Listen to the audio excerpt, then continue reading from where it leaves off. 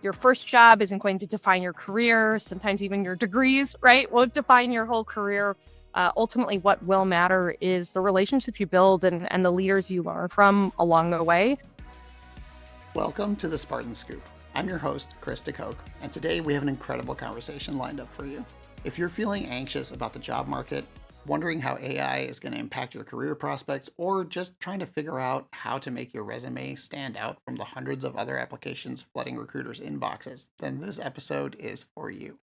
Our guest today is Lauren Lawson, class of 2012, and she knows the AU experience inside and out. During her time here, Lauren was everywhere. She was an RA, she was a student government president, manager of the women's soccer team, and even spent her summers doing chemistry research. She came to AU planning to go to medical school, but one chance connection at a dinner changed everything.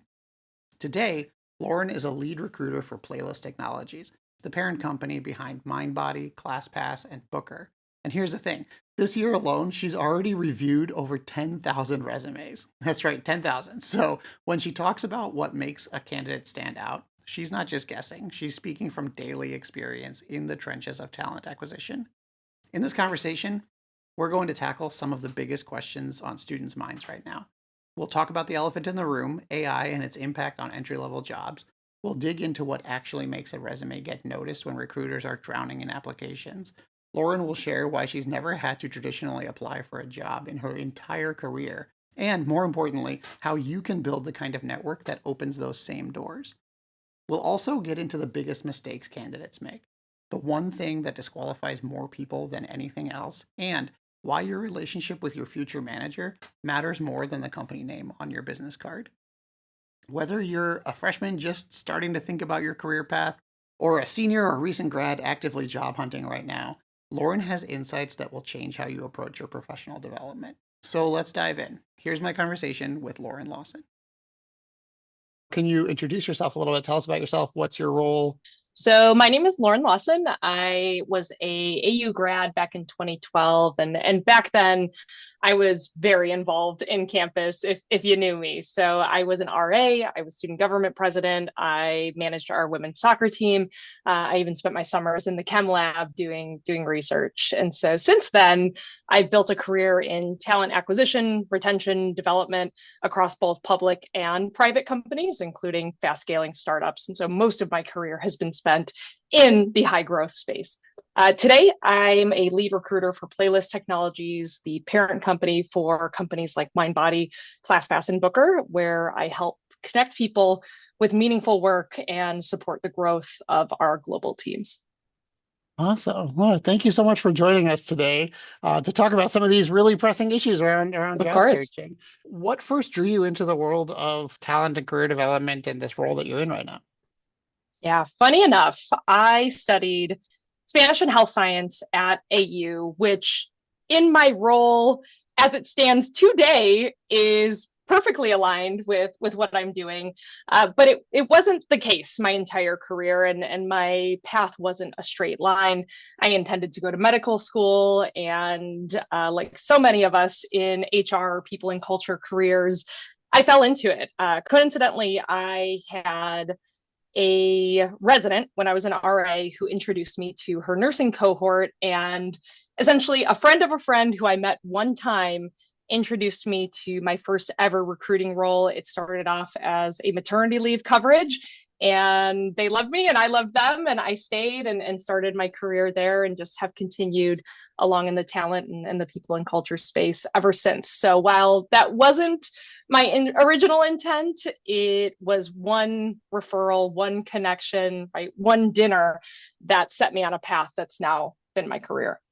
From your perspective, what are some of the most important things students should be doing while they're still in college to set themselves up for career success after graduation?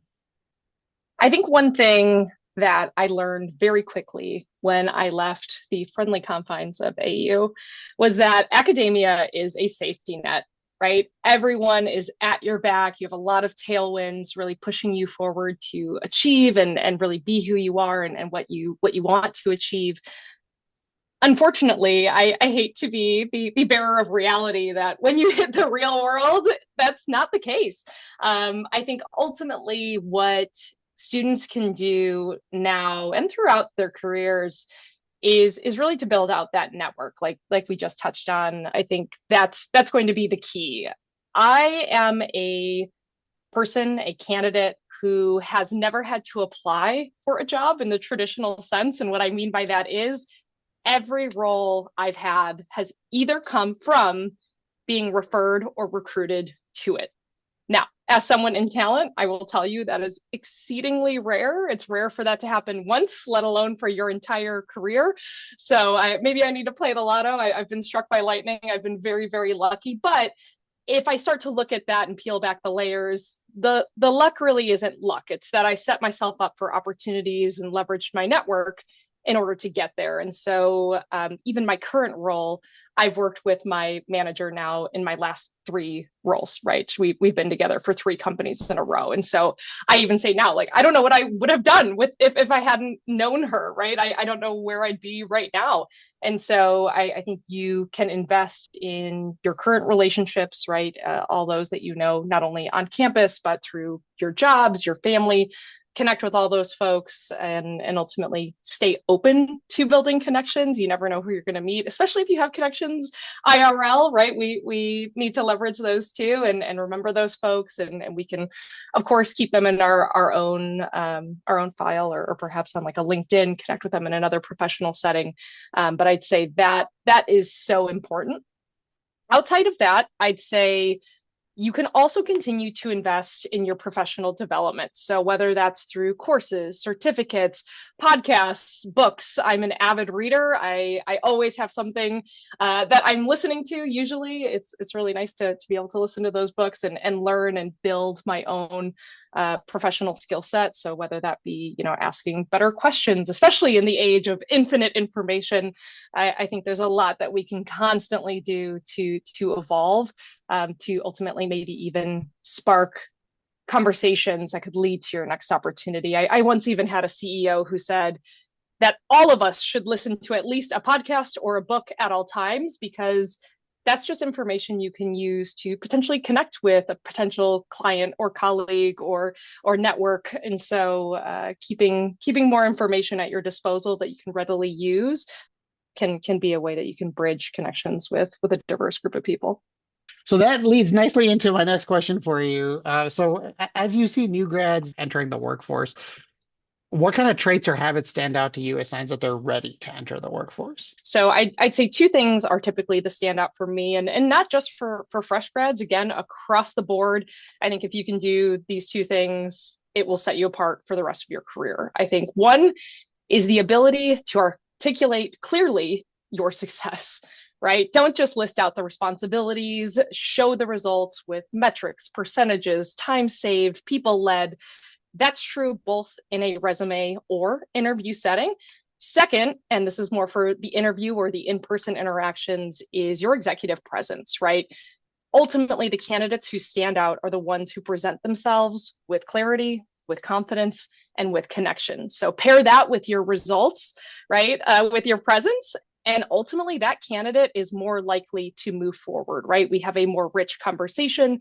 And I can also gauge not only the skills and the competencies for the role, but also just the interpersonal, right? Do you align with our values? Do you align with the type of conversations you will likely be having, right? The interface you may have even internally with leadership or other departments.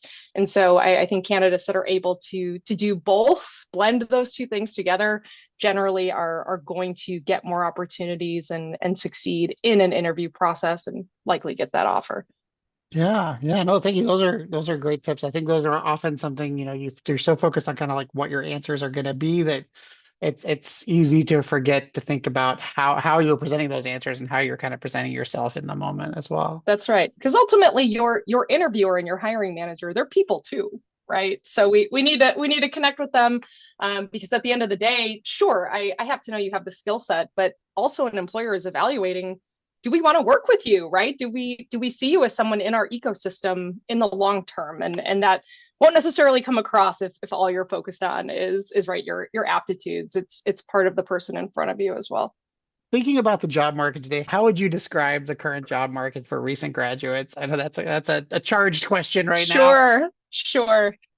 I want to address the elephant in the room, which is AI, right?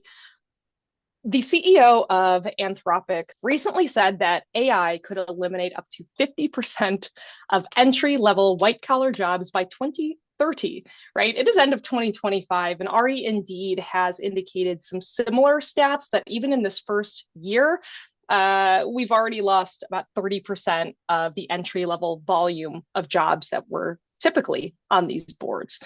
Now, that won't affect everyone, but it's already changing our careers. I think at most companies nowadays, I mean, obviously, I work in the SaaS space, software as a service, but I think as we are reading, as we are seeing, AI has the potential to change really every industry foundationally.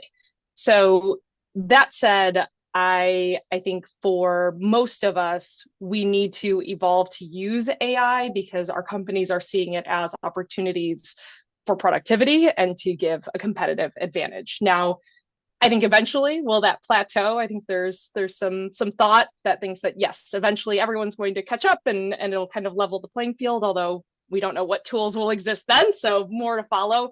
I will say, in kind of a caveat to this, I know some folks are hesitant to use AI. There are some anxieties around it. I like to encourage folks to think of AI like a scientific calculator, right? Ultimately, it helps us solve bigger problems, right? If we can bypass the minutia of the algebra to solve the calculus, let's solve the calculus. So that all said, I think the truth of the matter is that your future may not be threatened by AI itself, but by others who use to learn and leverage AI before you do.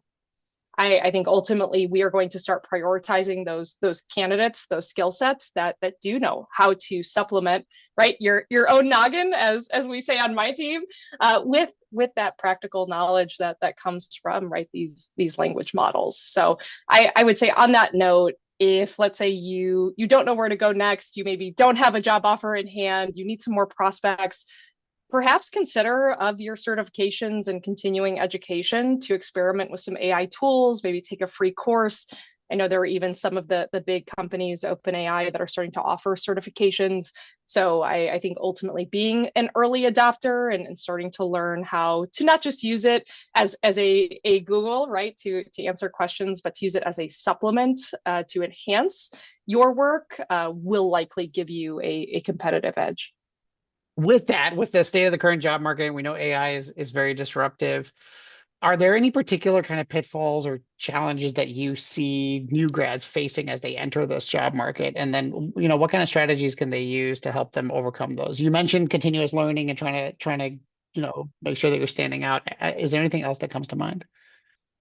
So I will say for early career professionals, especially based on what we just talked about, right? There are fewer and fewer opportunities. And this somewhat feels reminiscent of when I graduated, right? We were just coming out of the last recession, right? There weren't a lot of job opportunities. A lot of us ended up pivoting into spaces that we didn't originally intend to be in. And so I think no matter what, something that comes up often as I've hired over the years, different industries, different roles, levels, I think the number one disqualifier that affects all kinds is longevity. Companies want to see, right, grit. Angela Duckworth has a great book, right? Grit, love it. And ultimately talking about how those who are the most successful, no matter the environment, are typically the ones who know how to stick with something, right? For at least a year, I'd say 2 to 4 is even better. So it shows your resilience. It shows your ability to push through the challenges, and especially, like we just mentioned, in an ever evolving climate, we need those people that will roll with it, right? Things are going to change, and it's almost not to be brash or alarmist, but it's one of those moments where it's evolve or die, right? It's one of those where we have to continue to do that, and so being able to prove that you've done that somewhere else, you've had your longevity, you've stuck it out, is going to be big for us. And not to say that you should stay in an environment that is affecting your physical health, your mental health. I am not advocating for that. I think that is the time where you fold them and self-select and walk away. I think that's very appropriate, and it shows a lot of maturity. But are there situations where, yes, you can show on your resume, whether it's a club or a nonprofit affiliation or an after-school job, something that shows that you've stuck something out and have been committed to it. And even better, if you can quantify that impact, like we were talking about, or you can show that you rose through the ranks and maybe started to hold a position where you could influence other people, that will be a standout for us. I think no matter what, in this climate, it's been rather hard for folks, especially with mass layoffs, to show that longevity. And I've even spoken with people since the pandemic started who've been impacted not just once, but 2 or 3 times. Now, that resume might not be the first one that gets picked, because at a glance, I see 6 months, 6 months, 6 months, right? And then it starts to call to question, right? What is the issue here? And without a certain degree of research, which recruiters, especially right now, are getting a lot of applications, you might get missed for something that unfortunately wasn't your fault. And so wherever you can control it, if you can hang on somewhere, I always recommend for roles, even if it's something where you hop in and maybe it's not the right fit, can you give it a good old fashioned try for at least a year and earn your stripes to say, I was at least there a year. I learned a lot, right? I'm now looking for my next opportunity. I'm looking for growth. I'm looking for my next challenge.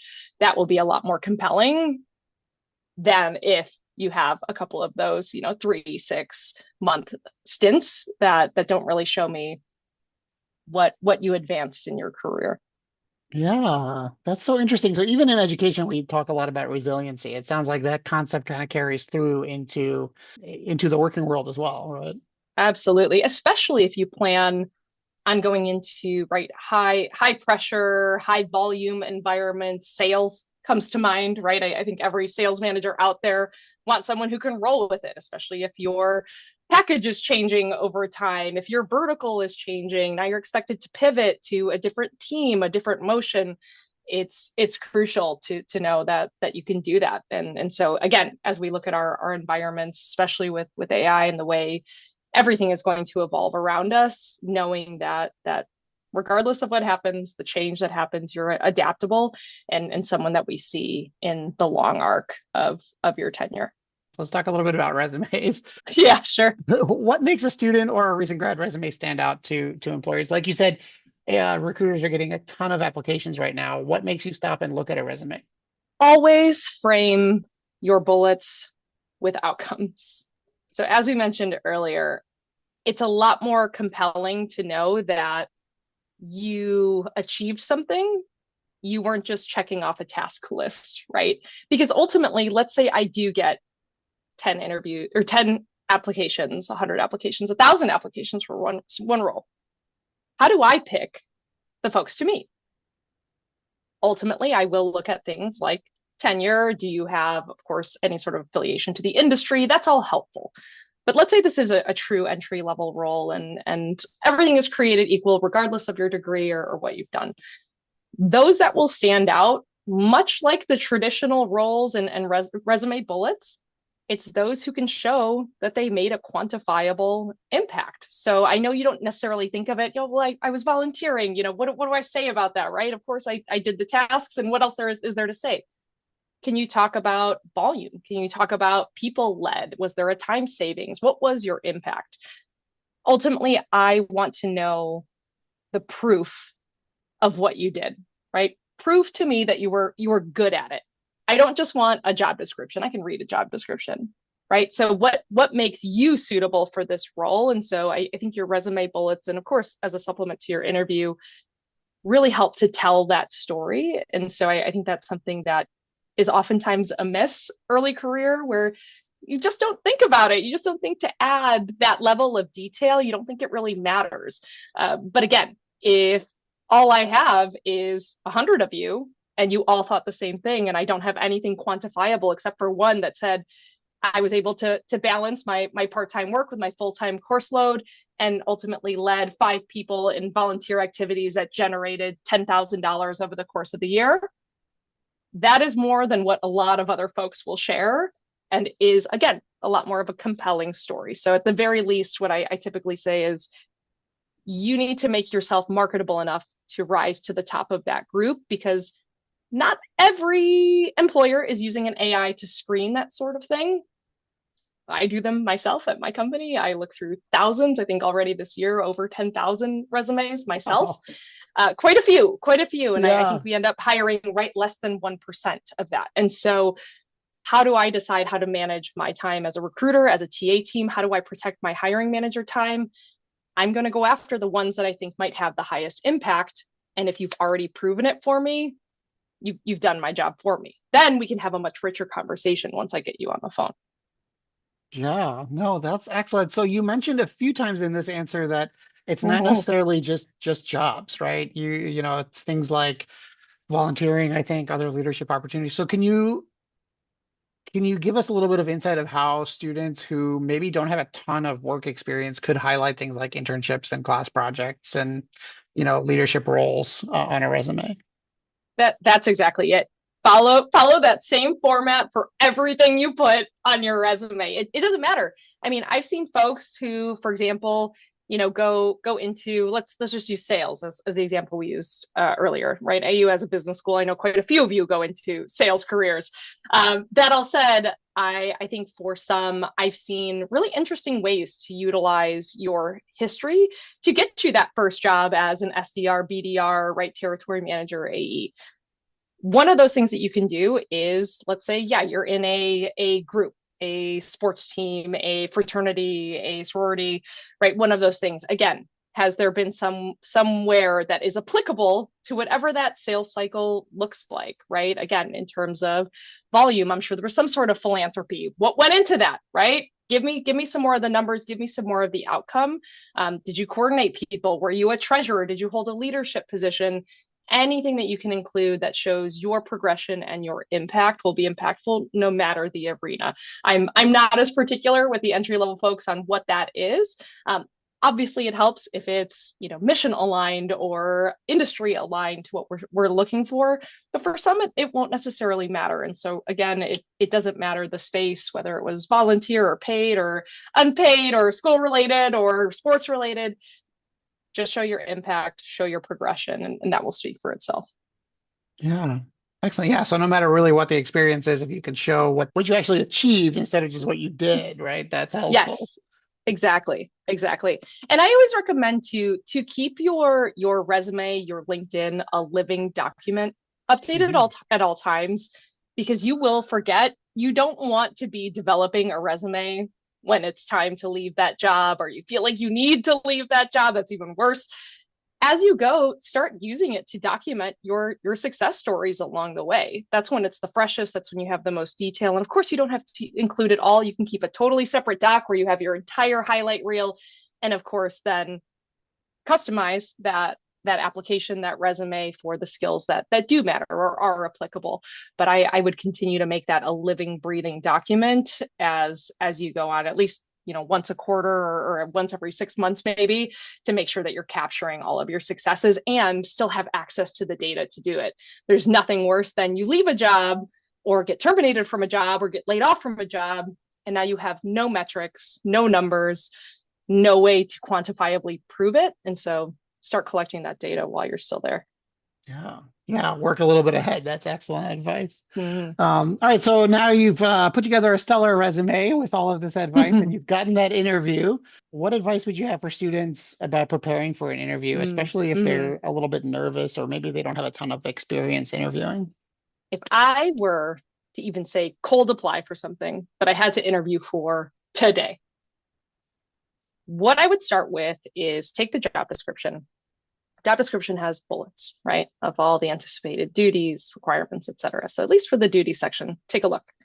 For each of those duties, can you think of a success story that is applicable? Again, like we said, with outcome measures, if you have them, with results, if you have them, and at least prepare that. A lot of our interviews nowadays are virtual. There are quite a few, especially if you're in professional services. A lot of us do sit remote. There are still in person. Go ahead and keep your notes.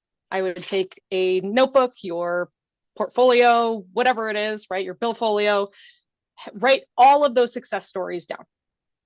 If you ever get an interviewer, by the way, who's not okay with your notes, I would say that's a red flag. That's probably not a place you want to continue your process with. That would seem strange. I get a lot of candidates who ask me that. Is it okay if I take notes? Please do. I don't know who says you can't.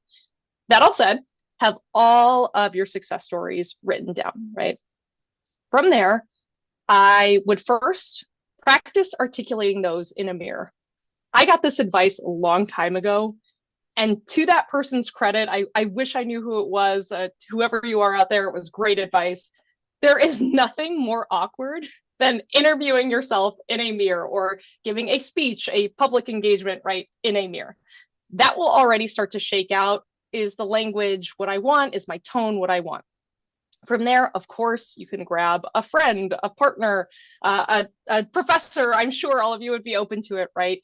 And maybe even just practice, and or you could also record yourself too. Again, nothing more awkward than that. You'll be able to see your body language. You'll be able to see if your tone is coming across appropriately. But I would start there. Of course, I think outside of just preparing for the job itself, most of our questions for most companies are going to still relate back to what's our mission and what are our values. And so I would maybe prepare a few examples of those too, in case your current examples haven't already highlighted that. Again, depends on the role, but also be prepared to speak to the fact that you are aligned to the mission and values. Yeah. Yeah. I think that's some great, that practicing the mirror advice I've heard before as well. And I think it can feel awkward sometimes, but just the value of practicing your answers, right? And knowing what you're going to say Yeah, is huge, right? right. So Exactly. beyond the technical skills, obviously employers want you to know the things you need to know to do the job. Are there any kind of other professional skills or what people like to call soft skills that you value when you're looking at candidates? In this fast changing world, I think companies right now are going to favor that growth mindset, right? People who can evolve with the work and the times, they're coachable, they're resilient, they're curious. I think those are traits that keep you relevant in the long term, right? Even top performers, even those of you out there who are excellent at what you do, why not continue? You can't stay stagnant, right? It's like that's the folly, right? So I would continue to see yourself as a continuous learner, adapt, right, and continue to evolve. I think that's going to help you again in any space right now, no matter what you're going into. Especially just given how much is changing. I'd imagine if we film this podcast in 5 years, this might change a lot. But I think one thing that will not is you have to be willing to evolve. I think about even with AI, right? Imagine having been the horse and buggy industry when the car was developed, right? Are you going to stick to that, or are you going to learn the car? I mean, that's a choice. I'd say for some, yes, you'll have the craftsmanship and you can practice that in the long term. But for most of our functions, we're going to need to evolve, and so that is something that's going to cross over into all industries. And so when it does come to your actual interview and you get in front of someone, a huge miss is that candidates don't ask questions, right? They don't show curiosity, right? So start to even think about that ahead of time. Most candidates will say, nope, I don't need anything. You answered everything. Do your best to show that you are curious and valuable in the long term, right? Start thinking as if you were already on the team and ask some questions accordingly. So we know that, yeah, you are somebody who wants to continuously learn and grow. A little bit earlier in our conversation, you mentioned that every job you've gotten through networking. That's actually something that I hear quite often, right? Networking is extremely powerful, but I know it can feel a little bit intimidating sometimes for students, especially for people starting out. So, what are some approachable ways to start building that professional network, maybe even while students are still in college? Mm-hmm. So I am really fortunate that while I was at AU, it was my last semester. someone, again, I'm not sure if it was in the honors program or someone brought it up at some point in time, but LinkedIn was starting to pick up steam. And so I think for any of us, especially in professional services, LinkedIn, at least for now, and these tools might evolve and grow, and we, again, in 5 years might be on something else, but for now it still remains LinkedIn, right? It's the big one. It's owned by Microsoft, right? It even pushes out through Word, right? They're constantly aggregating more and more users. And so I will say that is where most recruiters, at least in the professional service spaces, will live. So start there. Connect with everyone you know, like I said, in real life, right? IRL. So your teachers, your coaches, your classmates, your colleagues. From there, continue to expand. And I think there's oftentimes this hesitation on LinkedIn or even oftentimes job fairs, I hate to say it, where folks are nervous to engage with people they don't know. And that's the whole point, right? Isn't that why we are at this job fair? We're on LinkedIn. It's for the networking. And so don't feel like you need to know everyone personally to connect with them. I'd say if there are companies that you want to work for or industries you want to be in, types of roles, start connecting with those folks. Even just see the content that they post. You can connect with someone without needing to ask them for anything, right? It doesn't have to be a sales pitch. You don't have to ask them for a phone call. It can still just be on the periphery, and you'll never know when you want to leverage that network. Oftentimes, I'll even post jobs that, say, a friend of mine or someone in the industry will repost, and I end up getting connected with their network, and then it pushes it out to everyone's network. So start to think about it's not just that person, but that network's network, right? And it continues to magnify from there. So I would say absolutely connect with folks there. Of course, there are other channels you can be part of, right? Different groups, certifications, et cetera. But do your best to connect with them. And like I said, I think LinkedIn is a great place to keep them all in one place. But I think the major takeaway is please don't be afraid to connect with folks you don't know, because otherwise, how will you grow your network? All right, so I have a couple of rapid fire questions for you as Sure. we wrap things up here. First one is if you could give students like one piece of advice about building long-term career success, what's the one thing that it would be? Your manager is the single biggest influence on your career. A good one will give you development, maybe flexibility, psychological safety. A bad one can burn you out or worse, right? I've seen it all. Ultimately, too, if that manager doesn't believe in you, I mean, I've sat in on people development meetings, right? More succession planning meetings.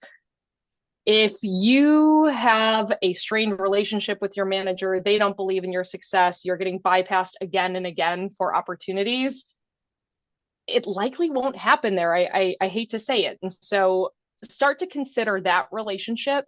And if it's a good one, again, do you have to pay your dues sometimes? Do you have to stick around for some longevity? Yes.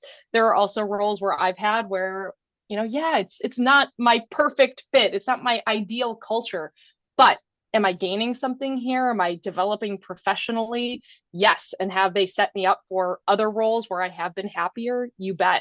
But ultimately, that person is the number one. And as most of us know, your manager is the number one reason why someone would leave a job, right? We know that it's statistically in the numbers, right? Most people leave because of a bad manager.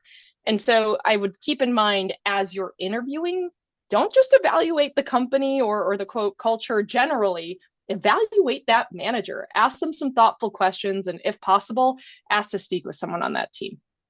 Second rapid fire question is if there was one thing you wish you had known when you first started out in your career, what would it be? I wish I had learned sooner that rejection isn't failure, it's just a redirection. Every no that you will receive just pushes you towards something that's more aligned. I would see it that way. Your first job isn't going to define your career. Sometimes even your degrees, right, won't define your whole career. Ultimately, what will matter is the relationships you build and the leaders you learn from along the way. So especially if you're having trouble in the job search, you're getting a lot of rejections, you're getting ghosted, which I am not that type of recruiter. I'm proud to say I try to get back to everyone. But if you're not having a lot of luck or you're not making it through, you're not getting the offers, don't consider that a personal failure. It's more so that that team, for whatever reason, thought that you wouldn't be happy in that environment, in that role, in that culture, under that leader. There's so much more to it. There's so much complexity, that try your best to not take it personally. See it as you just got some more practice, and you'll grab the next one. But I would really just see it as an opportunity to be open versus being so focused on a single outcome. So, as we wrap things up here, where can students connect with you and learn more from your insights? Sure, of course. LinkedIn, I'd say is it. I tend to be rather active there, not only for opportunities that I recruit for throughout my career, but I do try to share good information, such as articles on things like AI, or even down to resume tips. There are a lot of good resources out there, and so I do my best to share things that not only are related to my role and my function, but also how to make you a stronger, more competitive candidate.